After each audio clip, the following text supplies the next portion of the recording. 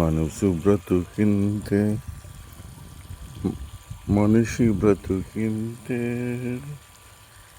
మనసు బ్రతుకింతే మనిషి బ్రతుకింతే మనసున్న సుఖము లేదులే.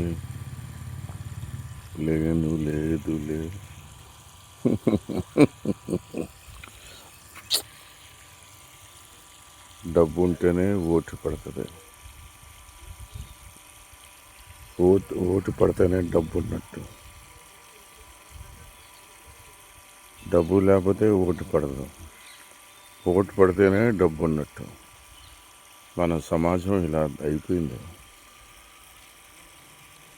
ప్రజలు ఓట్లు వేసేవాళ్ళు వాళ్ళు ఆలోచించాలి. ఏదైనా ఒక వ్యక్తి ఎలక్షన్ల నుంచి ఉండడానికి వాడు ఎందుకు డబ్బులు ఇస్తున్నాడు? Basic question.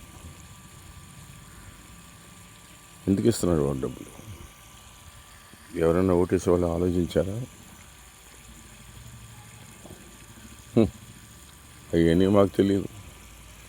ఇంట్లో నలుగురు మనుషులు ఉంటే సరే ఒక ఎక్స్ అమౌంట్, ఆ ఎక్స్ అమౌంట్ మా అయితే 10 రోజులు వస్తాయి, వారానికి వస్తాయి. అంటే మనం ఇంత పరిస్థితిలో మన సమాజం ఉండిపోయిందా? నాకు తెలిసినంత వరకు నా ప్రాంతంలో రోజుకి పనికి వెళ్ళినా కూడా 1000 రూపాయలు తక్కువ. సో అలాంటి వాడు విలువైన చదువులు చదివి డబ్బు ఎలక్షన్లో నిలబడలేడు. ఒకళ్ళు నిలబడినా డిపాజిట్ కూడా రాదు. ఎందుకనంటే ఇందాక చెప్పినట్టు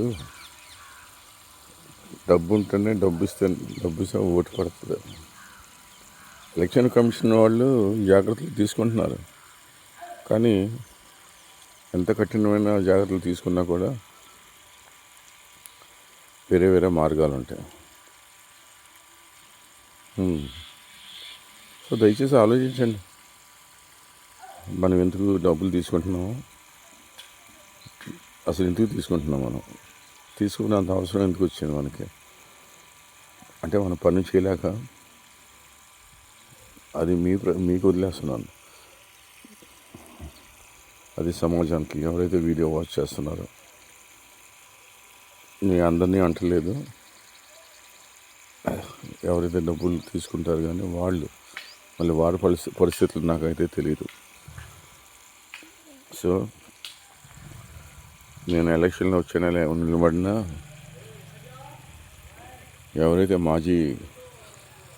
ఎలక్షన్లో నిలబడ్డారో డబ్బు లేకపోతే కుదరదు అబ్బాయి.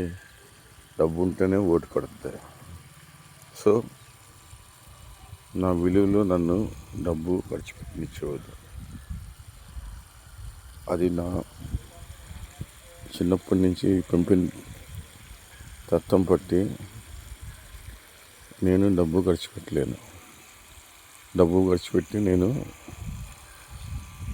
ఎలక్షన్లో నిలబడలేను. అది నా లోపం.